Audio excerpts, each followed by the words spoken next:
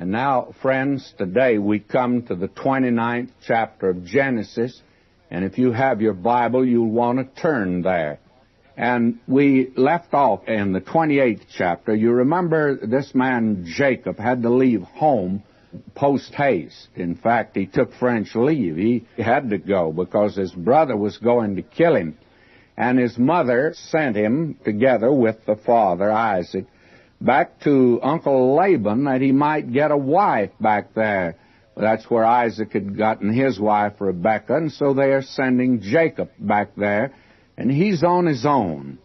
And he's a clever boy, and he's demonstrated that cleverness, and even that night he was so homesick, God appeared to him to comfort him and made these wonderful promises to him, transferred them, the ones he'd given to Abraham, Isaac, and to Jacob.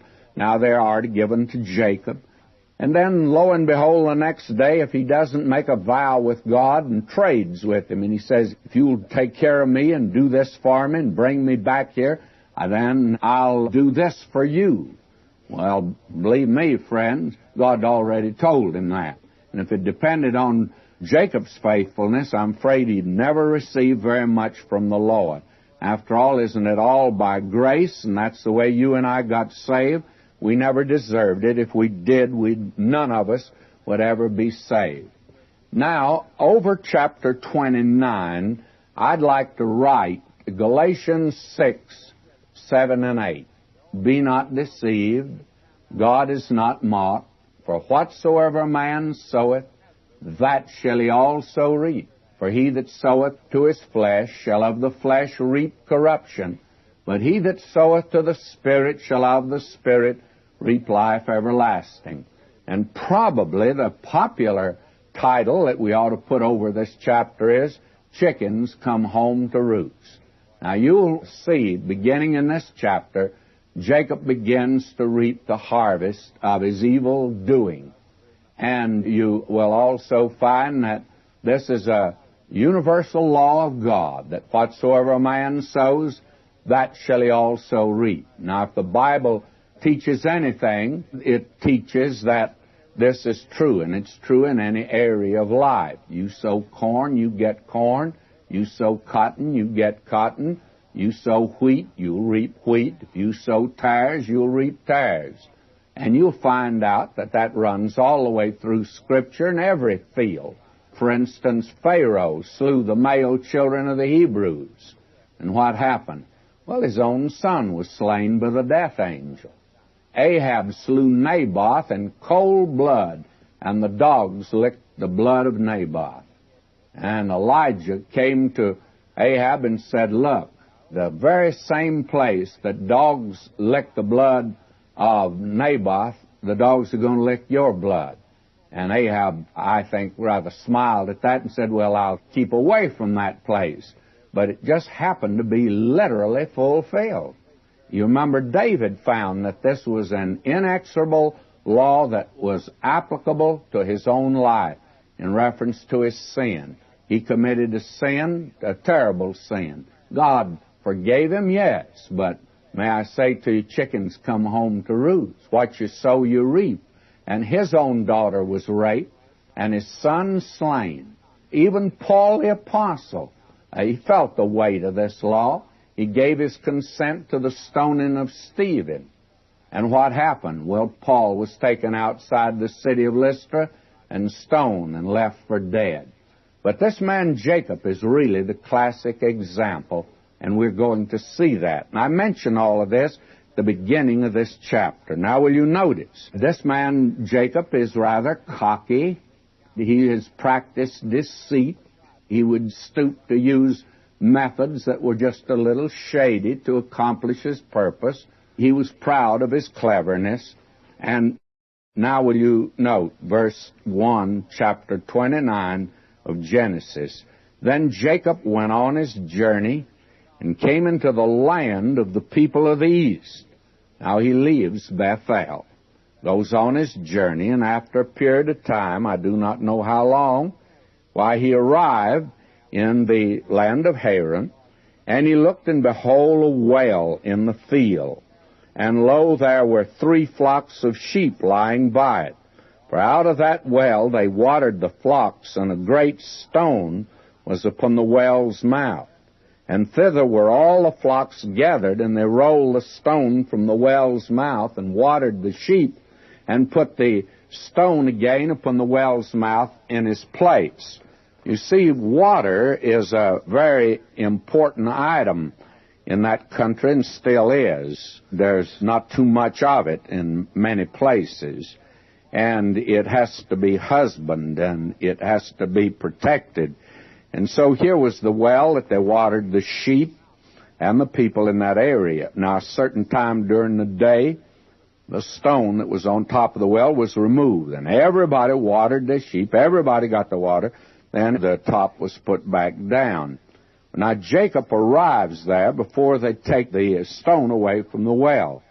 And here comes Jacob now, and believe me, he's as cocky as ever. Listen to him. Verse 4, And Jacob said unto them, My brethren, whence be ye? And they said, Of Haran are we. And he said unto them, Know ye Laban, the son of Nahor? And they said, We know him. And they did, I guess. Jacob didn't, but he's going to get acquainted with him.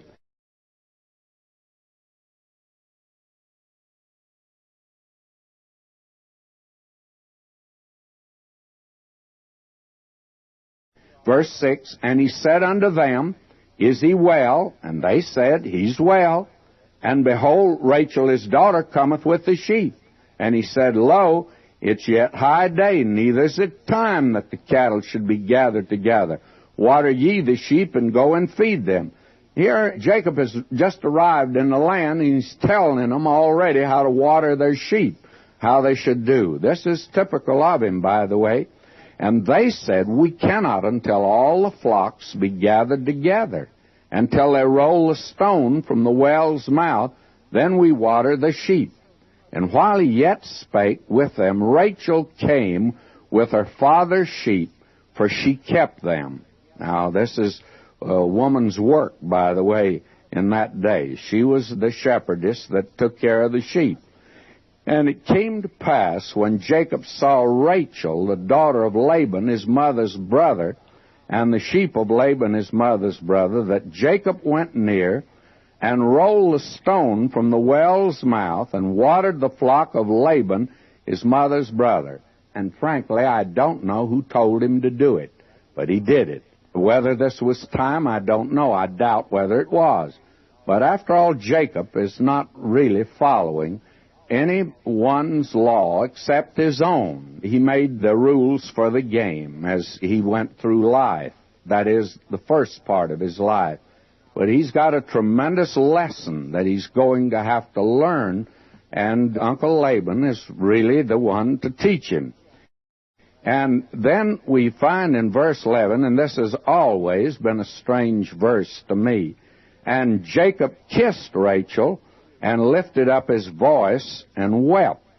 And frankly, kissing that girl, and why he should weep, it's difficult for me to understand, other than I'm of the opinion that this boy had a lonely trip all the way from the moment he left home. He spent that lonely night at Bethel, but he's still trading the next day, and he'd had a lonely trip. You must remember that from Bethel, he had to go up by the Sea of Galilee. He had to go up into Syria, and he had to cross that desert there. I suppose he had many experiences along the way. And now to find out that he's arrived at the place he's going, because he knew nothing about it before. And when he got there, he becomes very cocky, of course. He greets these men in a matter-of-fact way as if he'd known them all their life, asks them questions, and then he rolls the stone away, and whether it was time, I doubt it, but he did. And I imagine that he's so welled up with emotion that when he greeted this girl, Rachel, and he kissed her, and he wept. I suppose that that would be the only way that you could explain it. But I'm sure the next time that he did, he didn't weep. Now, verse 12, And Jacob told Rachel that he was her father's brother. And you notice father's brother actually means nephew. the Hebrew does not make a lot of the distinctions that we make today. We've got it reduced down to whether a person is a kissing cousin or not. Well, in that day, they didn't have it. If you're related, you're related, and that means you're a brother. And that's the way that it's translated here, and quite properly so. But he is actually his nephew, that he was her father's brother, and that he was Rebekah's son. And Rebekah was the sister of Laban. And she ran and told her father. And it came to pass, when Laban heard the tidings of Jacob, his sister's son, that he ran to meet him, and embraced him, and kissed him, and brought him to his house, and he told Laban all these things.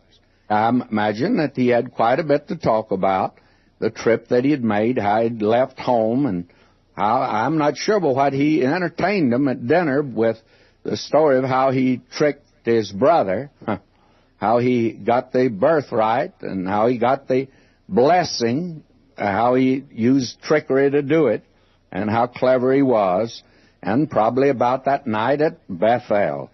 Well, he told Laban all these things. And Laban said to him, Surely thou art my bone and my flesh. Laban was convinced now this was his nephew, and he says, You're my relative. Come in, make yourself at home. And he abode with him the space of a month. Now, he's there for a month. And what happens? Well, he's not working. He's, after all, the nephew that's come from a far country, and he's come over to visit his uncle. And I suppose that he felt like he ought to have free board there. And during that time, why, he's been courting this girl, Rachel. At least he's certainly been casting his eyes in that direction. And I think she was casting her eyes in his direction. And now, one morning at breakfast, and I think that's when this took place, notice verse 15. And Laban said unto Jacob, Because thou art my brother, shouldst thou therefore serve me for naught? Tell me, what shall thy wages be? And this Uncle Laban is pretty clever. Now, who has said anything about going to work? Jacob hasn't. And Uncle Laban, in a very tactful way, at breakfast, he says, Now, Jacob, my nephew, I don't want you to work for me for nothing. I'm going to pay you. Well, who said anything about going to work? Jacob hadn't, but Laban had. And frankly, you don't live with Laban a month without making some sort of an arrangement to pay you board. Uncle Laban was clever also, and he now is going to deal with his nephew. And Laban had 2 daughters. The name of the elder was Leah, and the name of the younger was Rachel. Now, we are introduced to another daughter here, Leah. And actually, Uncle Laban has been watching this boy, and he's noted that this boy, his nephew's, become very much interested in his daughter. That is, in Rachel, the younger daughter. You can understand why. The next verse tells us, verse 17, Leah was tender-eyed, but Rachel was beautiful and well-favored. And that means, again, here's another very beautiful girl, and that's Rachel. But Leah was tender-eyed, and that's the way of saying she was not so beautiful at all. I remember years ago in college reading in Greek, and especially in some of the plays, for instance, Euripides, you find out that when the fellow wanted to say something very nice about his girl, why, the thing he said to her, that she was cow-eyed, that she had the eyes of a cow. Well, I always laughed at that. To me, I would turn that over before I would decide that was a compliment. But have you ever looked in the eye of a cow recently? Well, the next time you meet a cow, take a look at the eye. They're generally very beautiful. Now, I've never seen a cow that I thought had ugly eyes since I'd read that. And so the way that you would describe in that day a person, that is a woman. She would be cow-eyed, that means beautiful, or tender-eyed, mean that she was sort of an ugly duckling. So Laban had these two daughters, and it's obvious now that Jacob is in love with Rachel. In fact, verse 18 reads, "And Jacob loved Rachel and said, I'll serve thee 7 years for Rachel, thy younger daughter." And he was quite moon-eyed himself. And so that morning at breakfast, when Uncle Laban suggested he go to work, he had something in mind himself, and he knew the boy was in love with the girl. And so he said, "Now, what shall your wages be?" And Jacob said, "Well, if you don't mind, I'd be willing to serve you 7 years for Rachel." And this man Laban is for driving a pretty hard bargain. And that's what he does. And Laban said, "It's better that I give her to thee than that I should give her to another man. Abide with me. That'll be all right with me if you'll serve me." And this is about one of the loveliest things that's said about Jacob. Frankly, the only part of this man's life, in the early part of it, that has anything in it that's beautiful or fine or noble is his love for Rachel, and that is outstanding. Listen to this, verse 20. "And Jacob served 7 years for Rachel, and they seemed unto him but a few days for the love he had to her." You can see this man working. I tell you, Uncle Laban had him working, and he did many things. Worked out in the cold, out in the rain, out in all sorts of weather. But he always thought of that girl Rachel, and there she was to meet him and to greet him, and he's in love with her. And Jacob said unto Laban, "Give me my wife, for my days are fulfilled, that I may go in unto her." And Laban gathered together all the men of the place and made a feast. And it came to pass in the evening. Now notice what Uncle Laban's doing. This is a dirty trick. That he took Leah, his daughter, and brought her to him, and he went in unto her. Now at the marriage ceremony in that day, the way that it was done, the woman was veiled, entirely veiled. You couldn't see her at all. And so poor Jacob didn't see the girl he's getting until he got in the tent. And he lifted the veil. And lo and behold, it wasn't Rachel. It was Leah. And I wonder if that very moment when he saw he'd been tricked, I wonder if he didn't recall something, that he was the younger, and he pretended to be the elder to deceive his own father. And he deceived his father, and that's the reason he had to leave home. And he got the blessing, and it was a good trick he had pulled. But you see, God doesn't go in for that type of conduct. God doesn't approve of it. God had promised him the blessing, but he's got to get it God's way. And so what happens? Well, the thing that happens is just simply this, that chickens are now coming home to roost. He pretended to be the elder, and he was the younger. Now he thinks he's getting the younger, and he gets the elder. Chickens are indeed coming home to roost. And what happened? Came to pass in the evening that he took Leah his daughter, brought her to him, he went in unto her. And Laban gave unto his daughter Leah Zilpah his maid for a handmaid. It came to pass that in the morning, behold, it was Leah. And he said to Laban, What is this that thou hast done unto me? Did not I serve thee for Rachel? Wherefore then hast thou beguiled me? And I tell you, when the tables are turned, this becomes an awful thing. In fact, it's a criminal thing that he's done. But notice how Uncle Laban passes it off. Uncle Laban is an expert, friends, at this type of thing.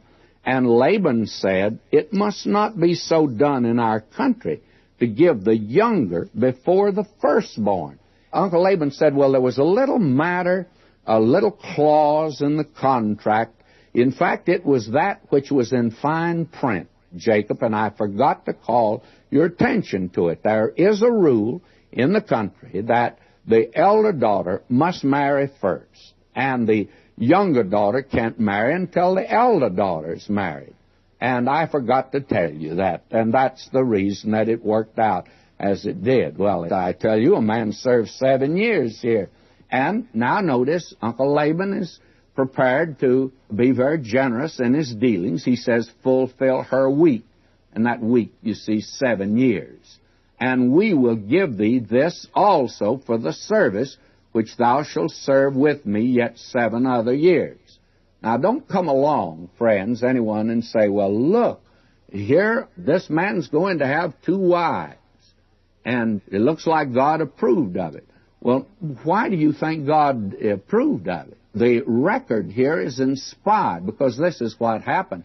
But that doesn't mean God approved of it. In fact, as in the case of Abraham taking Hagar, the entire story, the whole incident, reveals that God disapproved of it. And it's recorded because it is a fact. Now, Jacob did so, verse 28, fulfilled her week.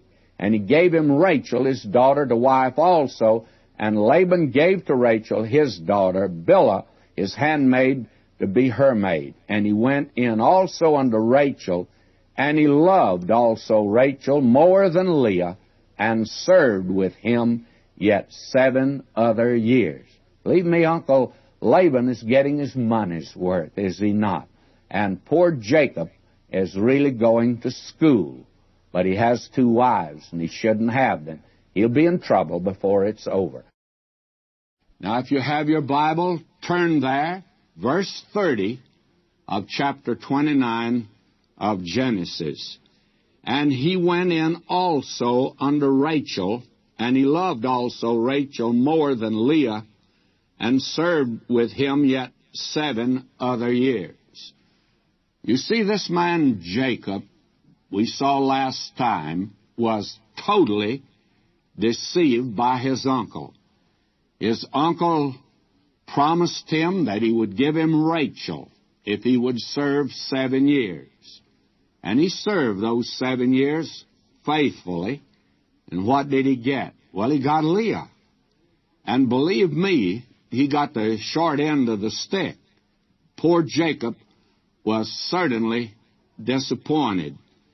And after all, you must recall that he put one over on his father, and he shortchanged his own brother. He pretended to be the elder when he was the younger. Now he's given the elder when he thought he was getting the younger. So he has to serve now 7 more years. And he's learning that chickens do come home to roost, and that whatsoever a man soweth, that shall he also reap. Now, Uncle Laban made him serve twice as long as he originally agreed to, and that was long enough. But believe me, this is a long time. 14 years he served. And that gives him now 2 wives, somebody says. And that's right. And somebody else is going to say, well, it's in the Bible, God must approve of it. Now, God doesn't approve of everything that's in the Bible. That may startle some of you, but God didn't approve of the devil telling a lie. God didn't approve of David telling a lie. And God didn't approve of David's sin. He judged him for it. But the record is inspired. And the thing that's inspired here are not the thoughts. The thing that's inspired here is the record, or the words. And this is an accurate record that he did have 2 wives. And this is the way it came about. And that's where inspiration comes in, friend. It doesn't mean God approved of everything that's in the Bible. God disapproved of this. And let me say this to you. This man had plenty of trouble in his family from here on out. And it all goes back, of course, to his own methods that he had used, which God could not approve. Now, in verse 31 and 32, and let me read them. And when the Lord saw that Leah was hated, he opened her womb, but Rachel was barren. And Leah conceived and bare a son. She called his name Reuben. For she said, surely the Lord hath looked upon my affliction, Now therefore my husband will love me. And so Leah is a pretty sad person because she knows that her husband loves her sister more than he loves her. And now she becomes the mother of Reuben. And that must have brought joy to her heart because he's the eldest son. He was not the one in the line that was to lead to the Lord Jesus Christ. Actually, the one that's to lead to Christ will be Judah. And that was the last son that Leah had. You see, Leah had 4 sons. She had Reuben, and then in verse 33 here, she had Simeon. Verse 34, the record that she had Levi. And so actually, she had some of the outstanding boys of the 12 sons of Jacob. And the 4th son in verse 35 here is Judah. And out of Judah is the one that is to furnish the kingly line. David was in this line, and then later on, of course, the Lord Jesus Christ himself. According to the flesh, he came in the line of Judah. And Levi was the priestly tribe. And Reuben lost his position as the firstborn, you'll recall, because of his sin. Now we have here these 4 boys that were the offspring of Leah. And when we come to chapter 30, why again we begin to see that God is moving in spite of the man's sin, this man, Jacob. Not because of it, but in spite of it. And we find that this man, Jacob, now is disturbed. Let me read chapter 30, verse 1. And when Rachel saw that she bare Jacob no children, Rachel envied her sister, and said unto Jacob, Give me children, or else I die. You see, a woman in that day was disgraced, unless she did have offspring, and the more she had, maybe not the merrier, but the more the better it was for her. That is, her position. Now notice verses 2 and 3. And Jacob's anger was kindled against Rachel, and he said, Am I in God's stead, who hath withheld from thee the fruit of the womb? And she said, Behold my maid Bilhah, go in unto her, and she shall bear upon my knees, that I may also have children by her. Well, again we see this was the practice of that day.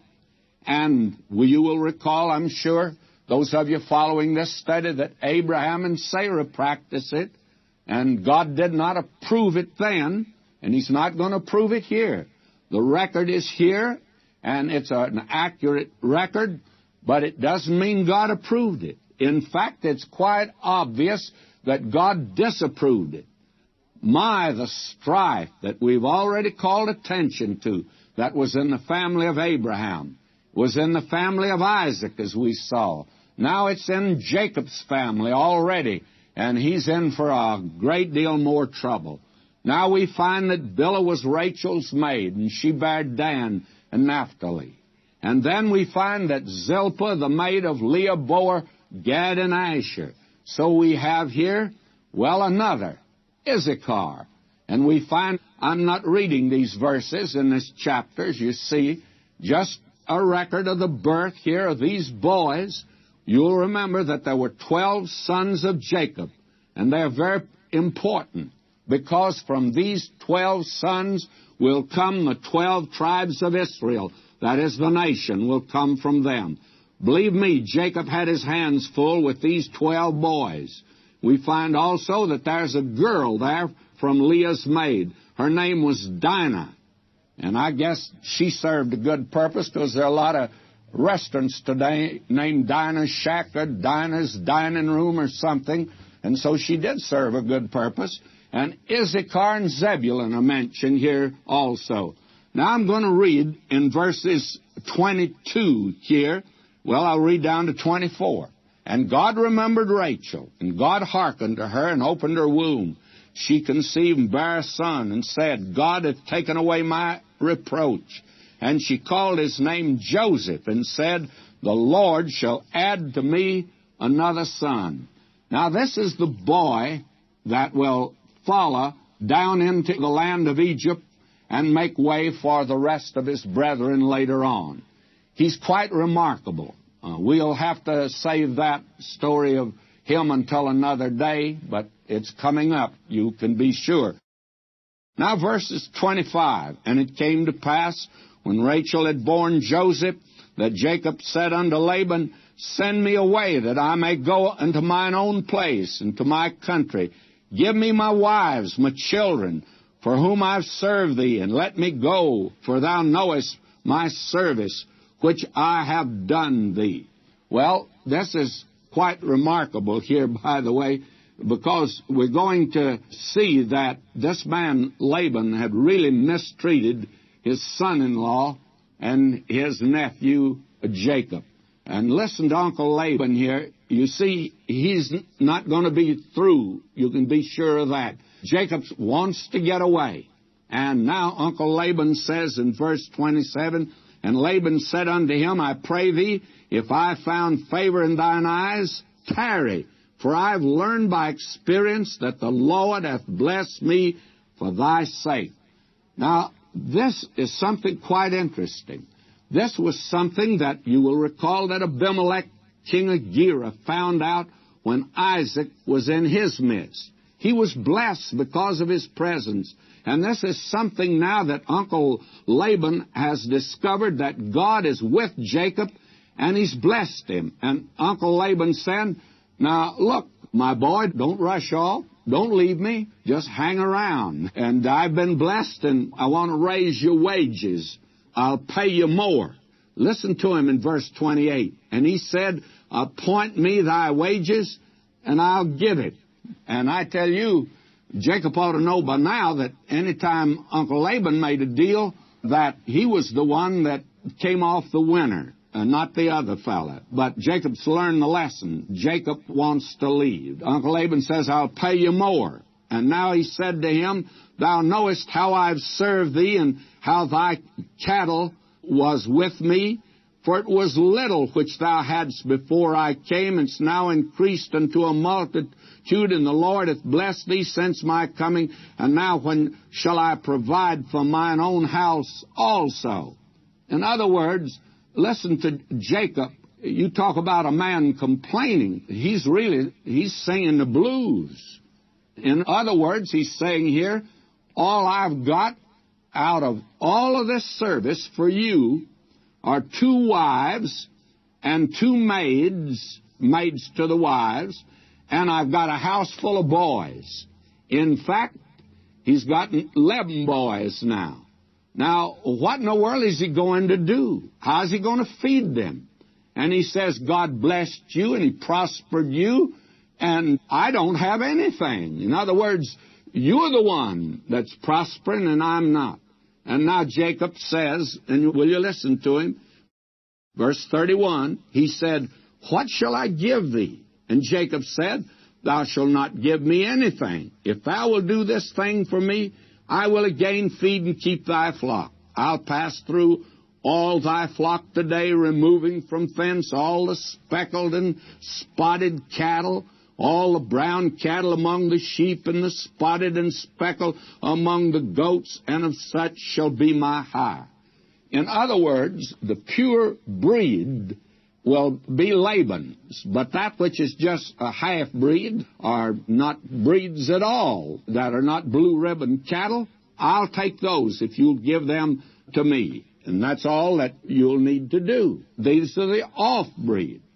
They were not purebred by any means. And he said, you let me have these, that'll be my wages. Now that sounds like a pretty good proposition. Verse 33 now, and let me read. So shall my righteousness answer for me in time to come, when it shall come for my hire before thy face, every one that's not speckled and spotted among the goats and brown among the sheep, that shall be counted stolen with me. And Laban said, Behold, I would it might be according to thy word. And he removed that day the he-goats that were ring-straked and spotted, and all the goats that were speckled and spotted, and every one that had some white in it, and all the brown among the sheep, and gave them into the hand of his sons. In other words, they would not be able to breed with the others. Jacob would take that which is the off-breed, and only the full breed would bear, and that would belong to Uncle Laban, but the others would be his. He's making here a very interesting deal, and the way that it worked out is quite interesting. And I want to read this because this has been criticized. Verse 36, he set 3 days' journey betwixt himself and Jacob. And Jacob fed the rest of Laban's flocks. And Jacob took him rods of green poplar and of the hazel and chestnut tree, and peeled white strakes in them, and made the white appear which was in the rods. And he set the rods which he had piled before the flocks in the gutters and the watering troughs, when the flocks came to drink, that they should conceive when they came to drink. Well, there have been several explanations of this. There are those that say this is nothing in the world but just pure superstition. And others say it's just old wives' tales, and this is certainly something that ought not to be in the Bible record. I think probably it should be in the record. In fact, it's my judgment it should be in the record. It's very important that it be in the Word of God. And the fact of the matter is, this is not superstition. There are several explanations. Now, I'm of the opinion that there are those that today have been able to ascertain that this does have an effect upon those that are bringing into the world animals, and certainly what a woman sees in time of pregnancy and her experience during that time has a tremendous effect upon the child. And today the psychiatrists and psychologists makes a great deal of it. Well, it affects the animal world also. Now, I do not intend to go into that particular phase of it, but there are things that, frankly, I can't explain. And I don't know that anybody that can explain them. If they can, they ought to explain them to me, because I'm in the dark. I remember in our community where I lived as a boy in southern Oklahoma, there was one of these men that would take a forked stick and tell you where there was water. And everybody in our neighborhood, when they wanted to drill a well, they called for him. He came along with a forked stick, and the interesting thing is that every time they called him in and he picked out a spot, they drilled for water where he said, and they got water. Now, I don't know whether they would have got water if they hadn't called him in. I don't know. All I know is that there was a very strange procedure. It sounds superstitious to me, but it seemed to work. I know in many cases it does not work. But I found out that there are a lot of scientific cures today that they give, and they don't work. And there are a lot of scientific explanations that don't work. So that just goes to say it doesn't work, and in some cases it does work, and that doesn't prove anything. All I'm trying to say is, don't rule this out as being superstitious. Now, if you want to know the thing that I actually think, both Laban and Jacob believe this is what caused them to be ring-straked. And that's the thing that's important for this story. Maybe you are smart enough not to believe it, but these two boys believed it. And what you must remember, all those cattle were together, and some cattle would produce ring-straked and speckled, and some of the offspring would be white. Now, if they're speckled, some speckled and some not, even that one that's not may bring into the world one that is not. I know that it may use a very homely illustration. I remember we had a cat one time when I was a boy, and that cat was the prettiest, whitest cat that I've ever seen. Now, she had a bunch of kittens, and there were a lot of them just speckled, you know, just like the cattle, and several were perfectly white. And lo and behold, in that litter, there was one that was as black as ink. Now, you tell me how he got in there when his mama was a white cat, just a snow-white cat, and here she has a black kitten, and yet others speckled and others white. Well, I know she must have met a black cat somewhere, but I do know this. Why did one be perfectly white and one black? Well, that's what's happening with these cattle. I don't understand all that myself, and I don't propose to try to explain it. All I say is, this is the record that is here. These men believed it, and Jacob is using trickery again, regardless of whether there's value in it or not. He's using trickery. Now, he's been quite a trickster, you can see, but he's met an uncle that's a better trickster than he is. And he's trying now to make a comeback. Well, may I say to you, poor Jacob, because he came there with just a walking stick, and when he leaves with quite a few possessions. Now, God is calling him to leave. And before we leave the chapter, I think probably I ought to call attention to this. It may be mechanical about these boys, but here you have the mention of the 11 sons. And that's important, because these 11 sons are the sons that are going to constitute the 12 tribes of Israel. Now, in chapter 31, Jacob now leaves Laban without giving notice, and he takes French leave, and they don't even have a farewell party. And Jacob and Laban then make a contract not to defend or hurt each other. Then they separate in an outwardly friendly manner. Now, this is a rather lengthy chapter that we've come to. Here it has 55 verses, chapter 31. We're going to save most of it for next time. But here's the other side of the coin. God wants to get him out of that land. He recognizes that the influence there is not good for Jacob and this growing family that's coming along for these boys, because these are to be the heads of the 12 tribes of Israel, and God is anxious to get them out from that environment and back into Abraham's country, the country he had promised to Abraham, and God now is calling Jacob to return. And you'll notice here, as we come into chapter 31, you'll see that Jacob now is getting more than Uncle Laban is getting, and he doesn't like it, and his sons don't like it either. That is Laban's sons. And this man wants now to leave, and he takes Rachel, and Leah meets them out in the field, and they plot to take leave, and they do take leave. And poor Jacob, he's perplexed. He's frustrated. He doesn't know now where to turn. And it's this time that God has called him to leave. And God has called him to leave for the sake of his family, the boys, the children there, that they should not stay in that environment. We recognize that we're in a section that God has given to us to minister to our needs, because we're dealing here with a man that was also a very sinful man in many ways, and a man that God would not give him up. And you can take courage from that. The Lord will never give you up. As long as you'll keep coming to him, he'll keep receiving you.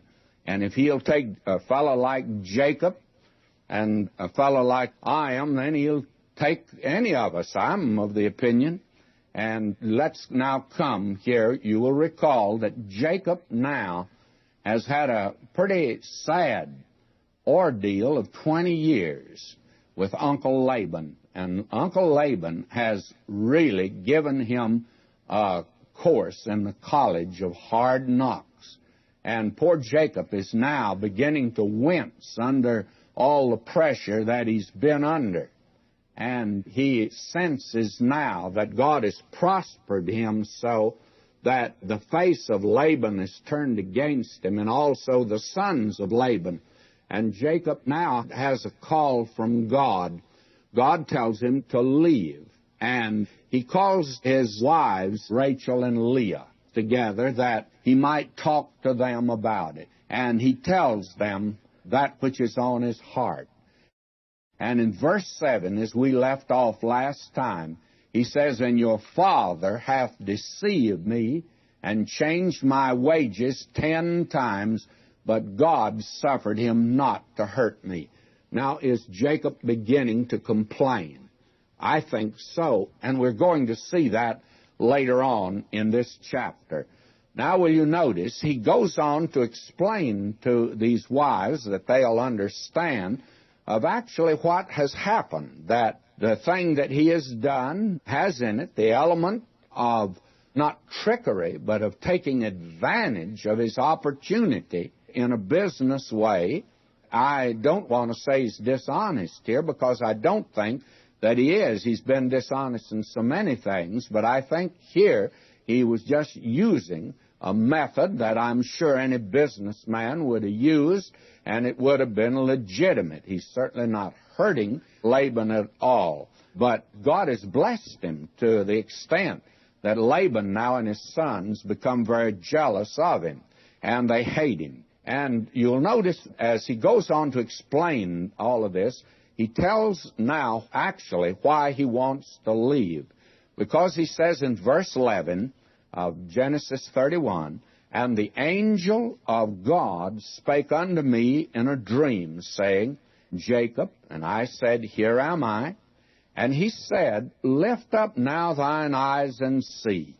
All the rams which leap upon the cattle are ring-straked, speckled, and grizzled, for I have seen all that Laban doeth unto thee."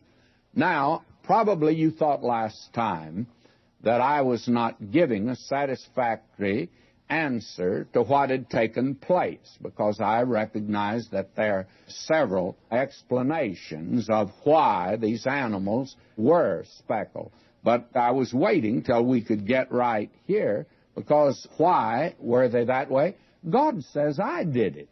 May I say that I, therefore, don't need to look for these natural explanations, although I'm confident that God probably used one of them, but since God didn't tell me which one it is, I'm of the opinion that we don't know. There are several explanations, and you can take the one you want, but I like this one. God says, I saw what Laban was doing to you, and I blessed you. Now, verse 13, and this is what's important. I am the God of Bethel. Now, you see, God goes back to where he appeared to this boy when he was running away from home, his first night away from home that he spent at Bethel. And he says now, I'm the God of Bethel, where thou anointest the pillar, where thou vowest a vow unto me. Now arise, get thee out from this land, and return unto the land of thy kindred. Now, God wants him out of that land, because he's got 12 boys that are growing up, and they are already beginning to learn some things that they should not be learning, and they are there in the place of idolatry and heathenism, and so God wants to get Jacob and these boys away from there, just as he got Abraham out of a home of idolatry. Now will you notice verse 14, And Rachel and Leah answered and said unto him, Is there yet any portion of inheritance for us in our father's house? In other words, they're saying, well, certainly, as the daughters of our father, we should receive some inheritance, and that ought not to cause him to be so antagonistic. And verse 15, Are we not counted of him strangers? For he hath sold us, and hath quite devoured also our money. Oh, Laban can't be trusted, friends. And did you know that today, unfortunately, there are many Christians that the way they handle money, their own and others, reveals the fact they can't be trusted either.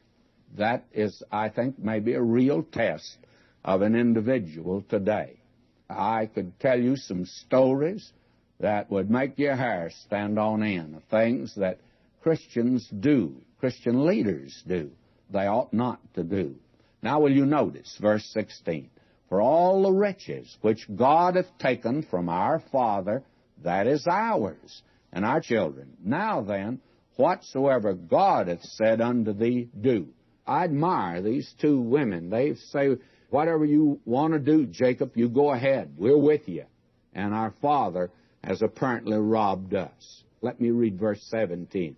Then Jacob rose up and set his sons and his wives upon camels.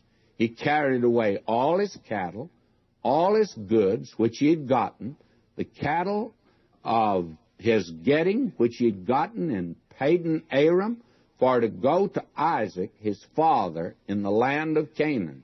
And Laban went to shear his sheep, and Rachel had stolen the images that were her father's. Let's just stop there a moment, because there's a revelation here of something that's quite interesting. Now, Jacob rises up and leaves post-haste again. You remember, that's the way he had to leave his home. Now he leaves his uncle Laban the same way. And actually, it's not all his fault here, but it was his fault when he had to leave his own home. But he's prepared for this. After all, he's had practice in leaving overnight, and so he has all the cattle and everything ready to march, ready to get out of that land.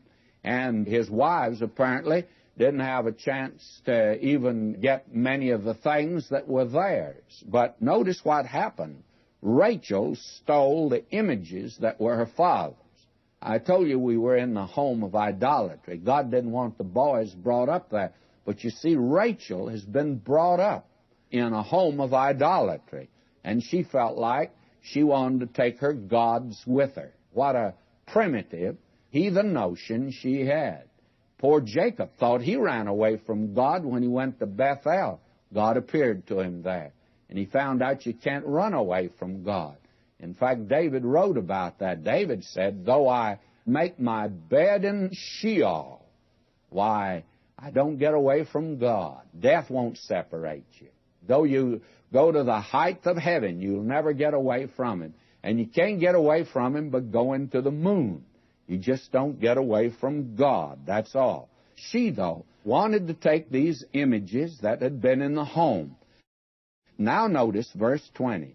And Jacob stole away unawares to Laban the Syrian, in that he told him not that he fled. Now, he waited until Laban went out to shear sheep. Probably he went quite a few miles away from home, because the sheep grazed on a very large area in that day, and they still do for that matter. It takes a great area to feed them. And so this man Laban is away from home. While he is, Jacob just forgot to tell him he was leaving, that he was going. So he fled with all that he had, and he rose up and passed over the river and set his face toward the Mount Gilead. And it was told Laban on the third day that Jacob was fled. And he took his brethren with him and pursued after him 7 days' journey. And they overtook him in the Mount Gilead. You see, they are moving now quite a distance. They've come apparently all the way here to Mount Gilead, which is just on the east of the Jordan River. And it means that Laban has really been traveling fast to overtake him. And Laban doesn't mean any good as far as Jacob is concerned. I'm of the opinion he was angry enough to kill him, and would have killed him, had not God intervened. Verse 24, and God came to Laban the Syrian in a dream by night, and said unto him, take heed that thou speak not to Jacob, neither good or bad. In other words, you be very careful what you say and do. Then Laban overtook Jacob. Now Jacob had pitched his tent in the mount, and Laban with his brethren pitched in the Mount of Gilead. And now listen to Uncle Laban. He's a clever rascal, by the way. Here he's been coming breathing out fire and brimstone, wanting to not only recover all these possessions of Jacob and take them back, but probably kill Jacob and take back his 2 daughters and their children. But God had to intervene to protect this boy. Now will you notice verse 26. My, how clever he is here. He's a real diplomat, by the way. And Laban said to Jacob, what hast thou done, that thou hast stolen away unawares to me, and carried away my daughters as captives taken with the sword? My, that ought to make Jacob feel pretty bad that he had run away like that. Wherefore didst thou flee away secretly, and steal away from me, and didst not tell me, that I might have sent thee away with mirth, and with songs, and with tabret, and with harp? Why, Uncle Laban says, I would have given you a wonderful send-off party. I would really have had a great celebration, and we would have given you a fond farewell. That's what he's saying now. I don't think he would have done it. And listen to him. My appeals now to sentiment. Verse 28, and hast not suffered me to kiss my sons and my daughters. The sons would be those 12 grandsons there. And they're going to be very prominent as far as the history of this world is concerned. Hast not suffered me to kiss my sons and my daughters. Thou hast now done foolishly in so doing. It's in the power of my hand to do you hurt. But the God of your fathers spake unto me yesterday night, saying, Take thou heed that thou speak not to Jacob, either good or bad. And Laban lets him know that he didn't mean good by him, but God had prevented him from doing bad. Now will you notice, verse 30, And now, though thou wouldst needs be gone, because thou sore longest after thy father's house, yet wherefore hast thou stolen my gods? That's a funny kind of a god to have, isn't it, that you can steal it? And Jacob answered and said to Laban, Because I was afraid, for I said, Peradventure thou wouldst take by force thy daughters from me. Now, he's not answering that he had taken the gods. He didn't know that Rachel had taken them, actually. What he's answering is this: Why did you run away without letting me know and giving you a party? He says, I was afraid that if I wanted to go, that you wouldn't let me take your daughters, my wives, and my family, and that which belonged to me. You wouldn't permit it. Verse 32, With whomsoever thou findest thy gods, let him not live. Before our brethren, discern thou what is thine with me, and take it to thee. For Jacob knew not that Rachel had stolen them. You see, Jacob is so sure that they haven't done a thing like this. And if you think Laban believed Jacob, you're wrong. He didn't believe him. Jacob didn't believe Laban either. They had no confidence in each other. That had been a nice, pleasant little 20 years, had it not. Now notice, and Laban went into Jacob's tent, and into Leah's tent, and into the 2 maidservants' tents, but he found them not. Now, I expected one of his daughters to be the one that got them. Then went he out of Leah's tent and entered into Rachel's tent. Now, Rachel had taken the images, put them in the camel's furniture, and sat upon them. Quite a clever girl herself, isn't she? She's sure a daughter of her father. And she had taken them and put them in the camel's furniture, that is, that which went on the camel's back, and then she sat down on them. And Laban searched all the tent, but found them not. And she said to her father, listen to her now, Let it not displease my lord that I cannot rise up before thee, for the custom of women is upon me. And he searched, but found not the images. Why? Well, she's sitting on them. She says, I'm sorry, but I can't get up. Don't feel well today. And she's sitting on them. May I say, this is truly a very realistic setting that's given to us here of this family. Now, will you notice verse 36? And Jacob was wroth and chode with Laban. And Jacob answered and said to Laban, What is my trespass? What is my sin, that thou hast so hotly pursued after me? And now, Jacob gets a little confidence, because they doesn't locate these images, and he's sure that they're not anywhere around. And frankly, he just now wants to rebuke the man, his father-in-law, that's come after him. Now will you listen to his complaint?